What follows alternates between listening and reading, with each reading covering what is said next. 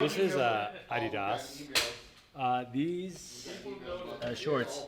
Yeah, I'll put it out there. I've gone shorts. I don't have Very short. my tans. My legs are not tan, but it's too hot. I'm gonna hide them again. Call it guest now.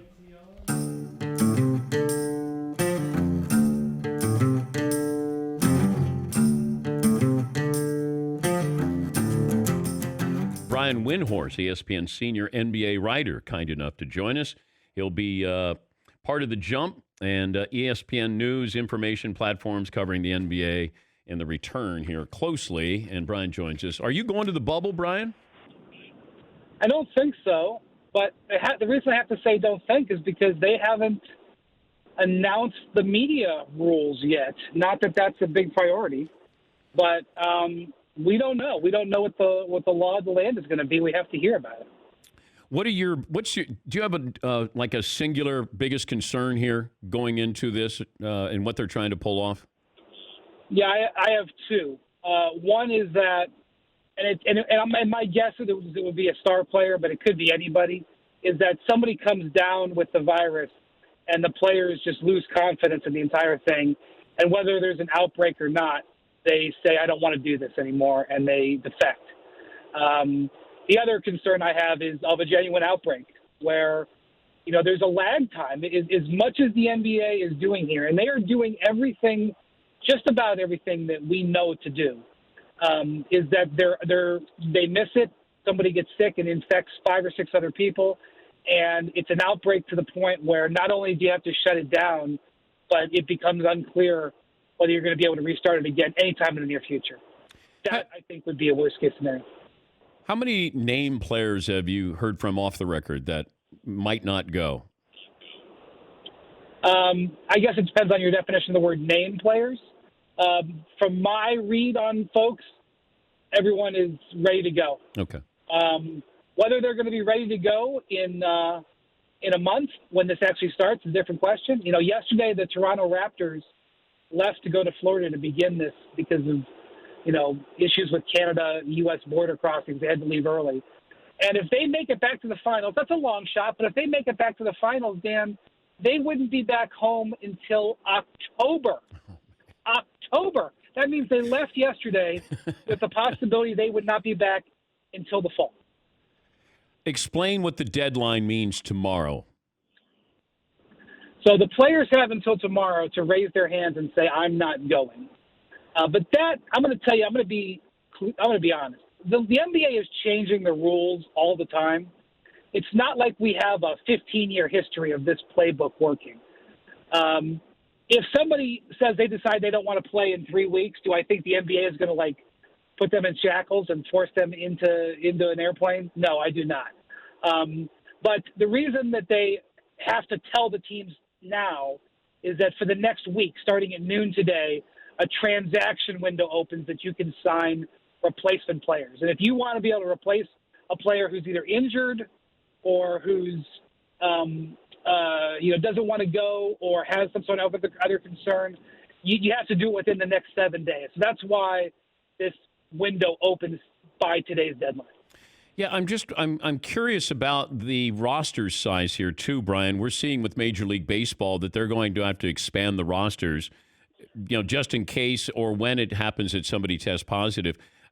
How much of a talent pool will these NBA teams have to draw from?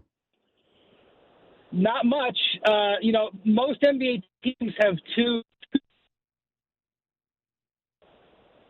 minor league players. It's kind of like having options on a baseball contract. You can call the guys up a certain amount of times. So they kind of have those 2 guys. There's a few guys kicking around out there who are free agents who may be decent additions. But, you lose a starting line player, you're not going to replace them with a starting line player. You're going to replace them with a warm body. And I think one of the concerns here is, remember, they're going to play 3 weeks of these regular season games before the playoffs start. If you're in 9th or 10th place and you lose the first 2 or 3 games and you're out of it, and you're still faced with being in that bubble for another 2 weeks, are you just going to say, forget this, I'm going home? And because the NBA is not stopping anybody from leaving. Now, if you leave and want to come back, now we have a problem. But if you leave, they're not going to say stop. And so that's a bit of a concern. What happens to that group of players in the offing? Because you are going to be committed to being there for 5 or 6 weeks. There's 2.5 or 3 weeks of training camp. Then these 8 games, over the course of 2.5, 3 weeks, you may be tired of being there if you're in 9th place and have no chance of advancing. You're not doing a good job of dressing this up, Brian. Sorry. You got a sneaky team? So the team that has underperformed all year long has been the Philly 76ers. And nobody can figure out why they would be 29-2 at home. Because I'm going to tell you something. To be 29-2 at home, you got to be a damn good team. And you look at their roster, and you know that their talent doesn't exactly fit together. But there's some really good players there. And they were like below 5. They were like 13-15 on the road and 29-2 at home. Okay, well, guess what? They don't get to play home games anymore. That's a disadvantage. But that is a good team. And if they could align together and hit some sort of stride, they could really be dangerous. The other thing I want to see is what the hell happened to Nikola Jokic? He lost somewhere, my guess is 40 to 50 pounds. When I saw him last year, I was over in China for the World Cup. He was playing on the Serbian team. He was not interested at all in being in condition. I would say from last summer, I would guess he's down 60 to 70 pounds. I have no idea what he's going to look like. That's a huge question mark to me. Yeah, but Marc Gasol looks like he's on the same diet. Marc Gasol has been losing weight steadily over the last 5 years, and Marc Gasol is not the number one player on a team that's on that team. Nikola Jokic is a first-team All-NBA player who just lost 40 pounds in 3 months. Will that make him an MVP candidate, or will that make him something else? I mean, I think it's one of the most fascinating things I want to see. I'm going to be watching the Nuggets scrimmage games that they're going to have in a couple of weeks. Maybe you write up a story on the Jokic diet. We find out what that workout regimen is, because I could probably institute that here on my show. I've got to hear. He hasn't given an interview yet. Not only that, though, I'm going to tell you, he was just photographed last week hanging out with the Joker, Novak Djokovic, over in Serbia. Well, Djokovic has got coronavirus now. Today, Dan, all the players are being tested. Okay, now Jokic would have just come back in the country, and before he.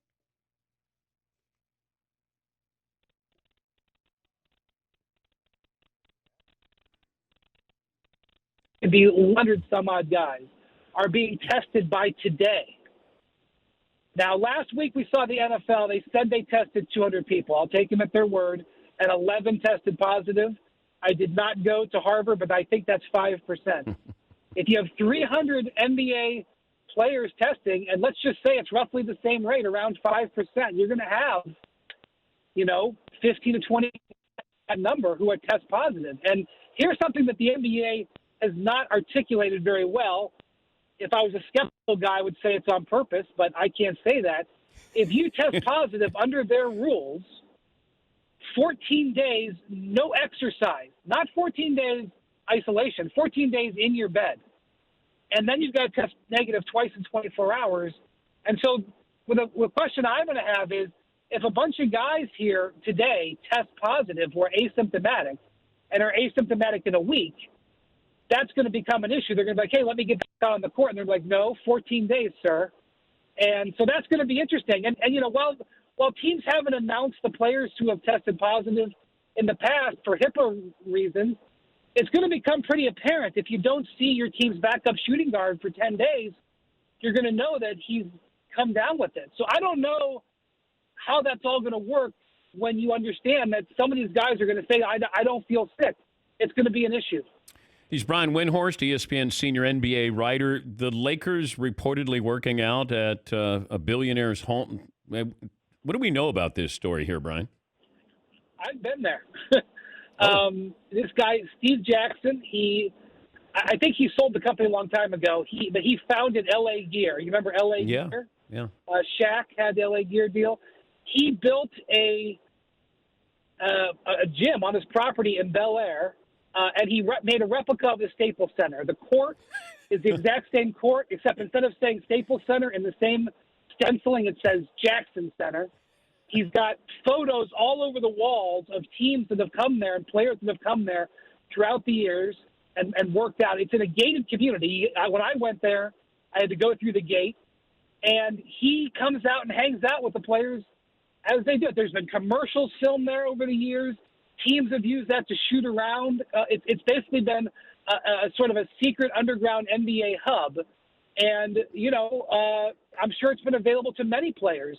And that's the thing. One of the reasons why these NBA players were not coming to work out of team facilities is because they had to follow all of these rules that the NBA put down. Whereas if they go to another place, a run that they can get a private gym, they can do whatever they feel is necessary to keep themselves safe. And so that's why I think today's testing, it'll take a few days for it to come back. Who knows when they'll actually announce it, if they ever will. That's why I think today's test is going to be very interesting. We're going to have guys who don't think they're sick or feel fine who end up coming up positive. One other item has to do with Knicks, so it's not a playoff team, but it does have to do with the Bucks.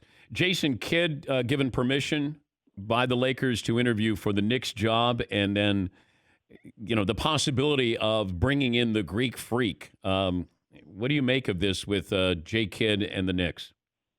Well, look, the Knicks have a long way to go before they could even think about getting any free agents. And, Giannis has the opportunity this summer to extend for, we'll see how it happens with the salary cap, but for more than $200 million. But I will say that I think Jason Kidd and Jim Dolan have a really good relationship. And Jason has been interested in going back there. Remember, he played there 1 year at the end of his career and was a transformational figure. So I still think it's Tom Thibodeau's job. But I think the Knicks could do a lot to help themselves with free agents that is outside of some coach they have a connection to. They have done a horrible job for the last 10 years on this. Their decisions, specifically Jim Dolan's decisions in the last month to 6 weeks, have been very damaging. If anybody thinks that they're going to fix that by just hiring a coach who happens to know a star player, that's a little naive. Does the commissioner have any power over that franchise, Brian? He's tried. He's gone to people in the franchise. I mean, I don't think he maybe would ever admit to this, but because it's not sort of deemed fair. But he has gone to people in the franchise and said, "What can the NBA do to help the Knicks?" And the thing about Jim Dolan, the more people I talk to who've worked for Jim Dolan, a lot of them really like him. But Jim Dolan has a blind spot in that he's got horrible judgment. And he's, over the years, hired people to help him with that judgment, but he doesn't listen to them. And so you can't help a guy who won't help himself. David Stern tried. David Stern got him to hire Donnie Walsh. David Stern tried to get him to hire other people and make moves. Adam Silver has tried. You can't force the guy into making good decisions. You can only help him. He won't accept the help. You have somebody hire advisors to help you, and then you don't listen to the advisors that you're. I mean, it's crazy. Didn't David Stern help the Knicks once, where he fixed the lottery so they could get Patrick Ewing? I mean, that's what we need to do. No, I'm joking. He's up in heaven yelling at me right now. Let me tell you something. I don't know what happened back then, but I can tell you last year when the Lakers and Knicks were in the lottery, the same Final Four, to get Ja and Zion, and they ended up 3 and 4, and New Orleans and Memphis ended up 1 and 2. All lottery conspiracy theories died that night. I'm going to tell you right now. Yes. And oh boy, if you ever wanted to get Commissioner Stern going, do not bring up that lottery was fixed with Patrick Ewing. That was go time for him. Hey, Brian, good luck with everything. Great job. We appreciate your time, and thanks for joining us. Thanks, Dan. Have a good day. That's Brian Windhorst, ESPN senior NBA writer. I was listening to Wagon Wheel yesterday with my daughter and my wife, and we laughed because I told them the story that Darius started singing that Bob Dylan song, and or Old Medicine Show, whoever recorded it. But Dylan wrote it, and it's like, I'm going to have to sing that the rest of my life. And I thought, well, there are the worst things, but he's right.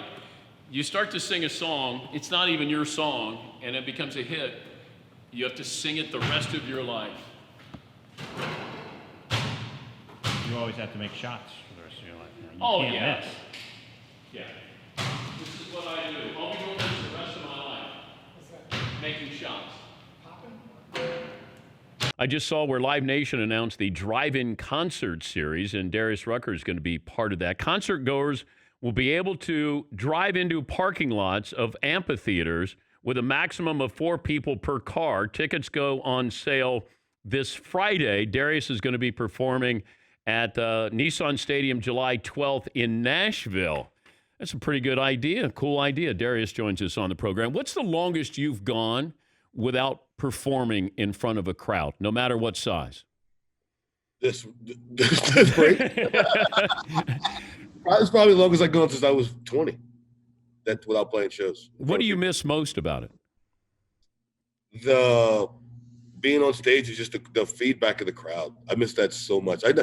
You always could, if you were taking 2 weeks off or 3 weeks off, you always had that show on the calendar that was there. When you were going to play again. So I think I took it for granted a lot.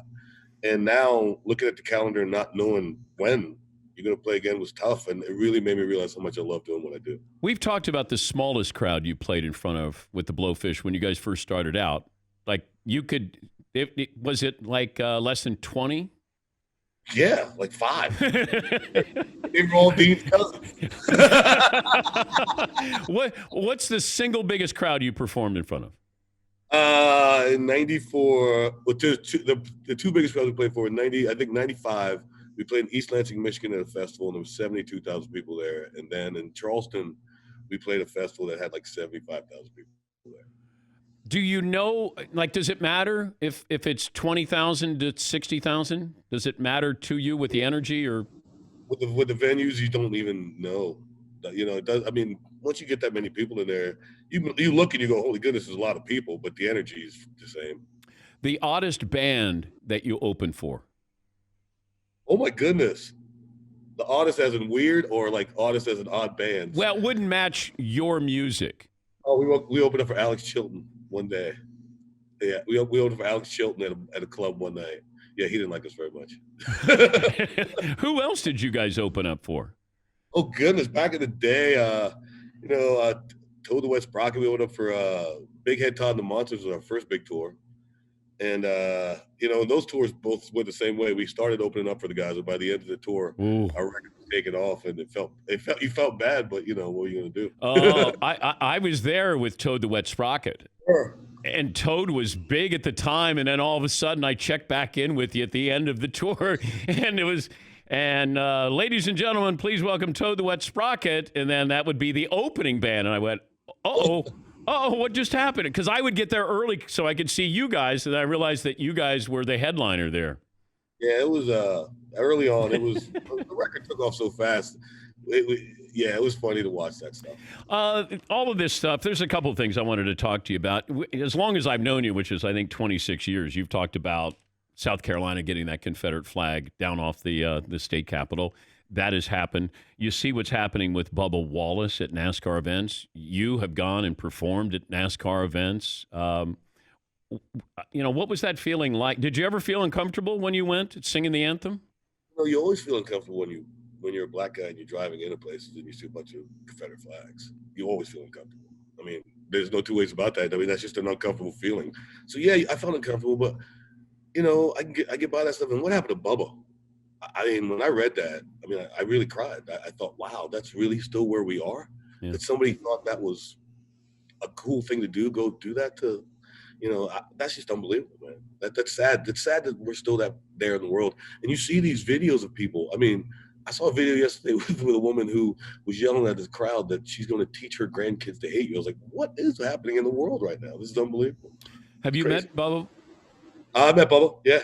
Bubba's a great dude, man. I mean, Bubba's a great guy. And Richard Petty to put him in a car. And that was huge for NASCAR. The 43 car, too. Yeah, the legendary 43 car that was driven by the king of all and owned by the king now, you know. And it's like it's just that's just. I love what NASCAR did. I thought it was a big, strong move to make the statement they made, you know. And I guess the hatred is making their statement too. How did you process, what happened in Minneapolis? I watched that video once and couldn't watch it again. To watch a guy die. We watched the guy die, you know, and it didn't have to happen.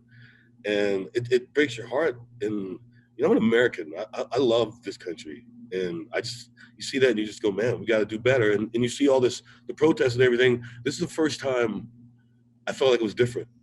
You know, I usually feel like, okay, people are going to yell and scream, we're going to talk, and nothing's going to change. But this time I feel like things are changing. But I've been around you, and, people treat you differently because you're famous. But I'm sure you've been driving in a car, and they don't know you're famous, but they know you're driving a nice car, and you get pulled over. Oh, absolutely. Yeah. Absolutely. That happens.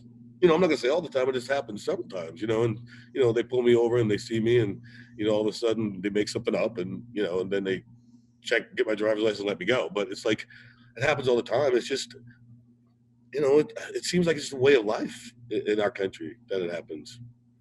But I don't know if you talked to, your wife about your son, Jack, that, he's a teenager now, of just that fear. Like, what is the world? And he's going to be susceptible to all these things that we're watching now, or there's that possibility of that being out there. I talked to Jack about it, you know, and it's you don't want your kids to go through that stuff. Like the thing that happened to Bob, I can imagine if that was my son, you know. I mean, and you got to talk about it. It's sad that you have to talk to your kid about, you know, getting stopped by the police or you know, the racism that's in the world and all this stuff. It's sad, but you have to talk about it because it's real. Because we're living it every friggin' day. And I don't know. I was there in the beginning, but I didn't know that this was going on. But Sony, the drummer for Hootie and the Blowfish, he would say that, like, you guys had to hear. You had to hear this when you're performing. People would say stuff to you, right? Or I don't know if you heard it, but these your guys, the band, they wanted to go fight. Like, let's stop the concert. Let's go out and find somebody.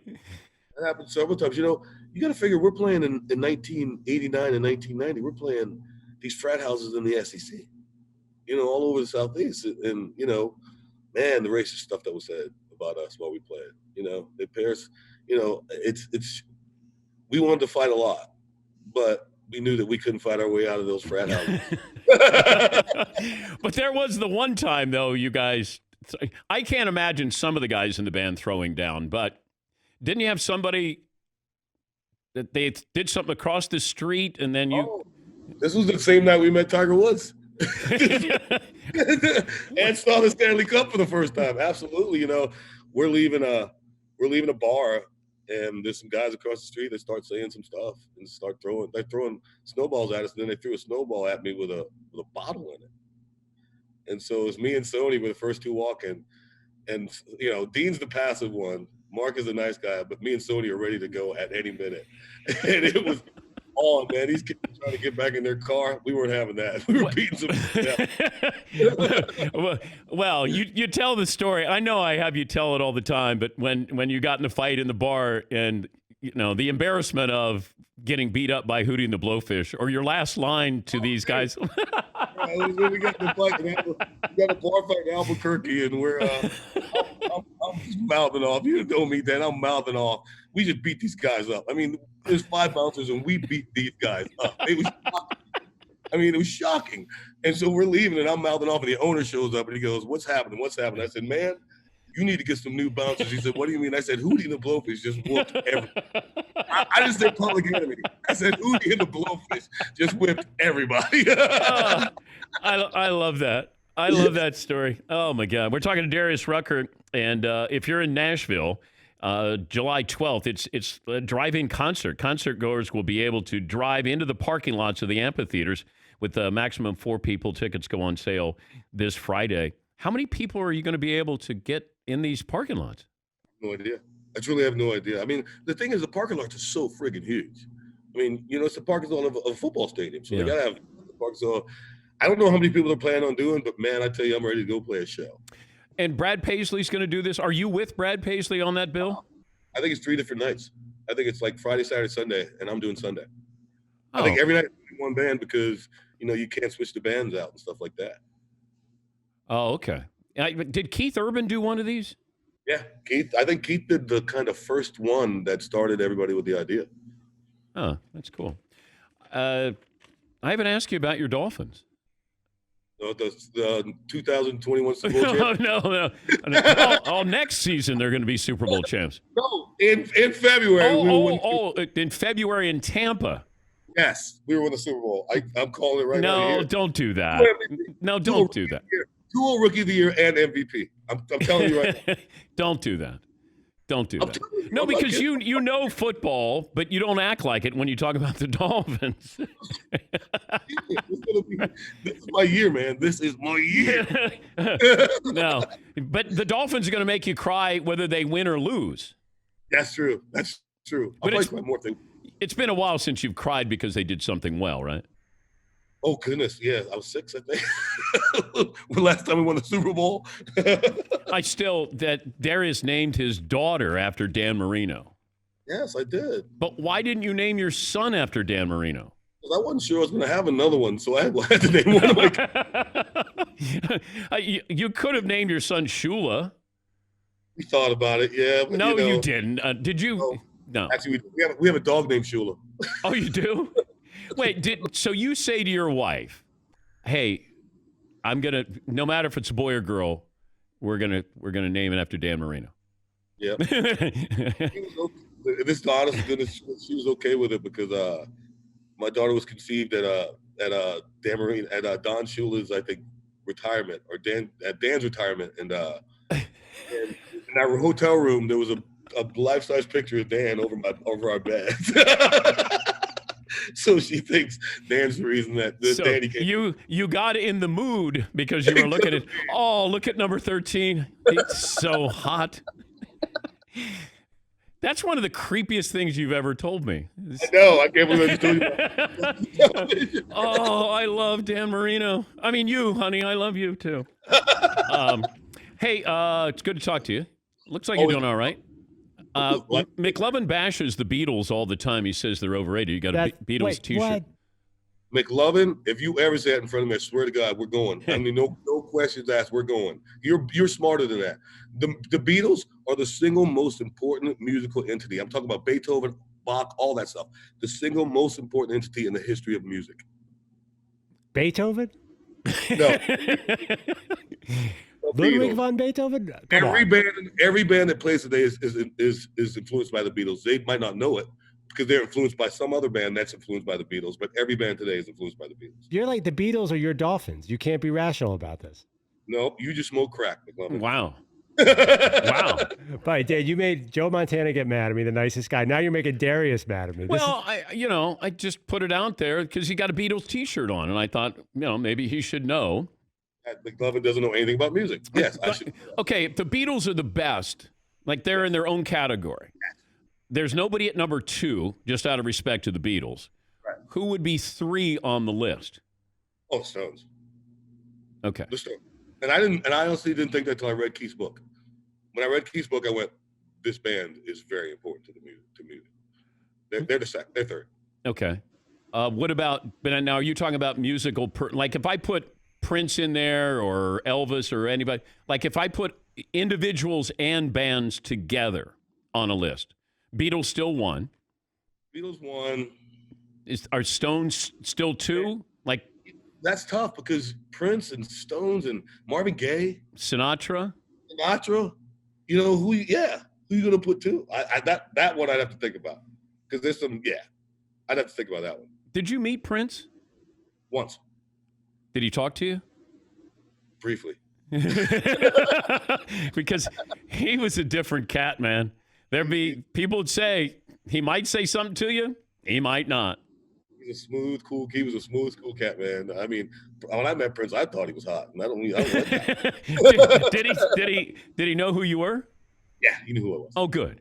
Yeah, because you'd hate for him to say, and what do you do for a living? Well, when I met McCartney, he had no idea who I was. None. I don't think McCartney had any idea who I was, no. But is that where somebody says, "Oh, they did hold my hand, Hootie and the Blowfish"? Do you think? Oh no, I was at a show and like he doesn't do meet and greet, but like my manager set up a meet and greet just for me and my family, and yeah, he had no idea who it was. I don't think. Just said, "Oh, it's nice to meet you," and then that was it, and it just went down. I'm trying not, not to cry. Tell him how much I love him. How I wouldn't be here if it wasn't for him. And he's like, "No, I don't." Of course. Hey, it's good to talk to you. Hopefully, we'll cross paths here soon. Definitely, man. I love you. All right, buddy. Thank you. That's Darius Rucker.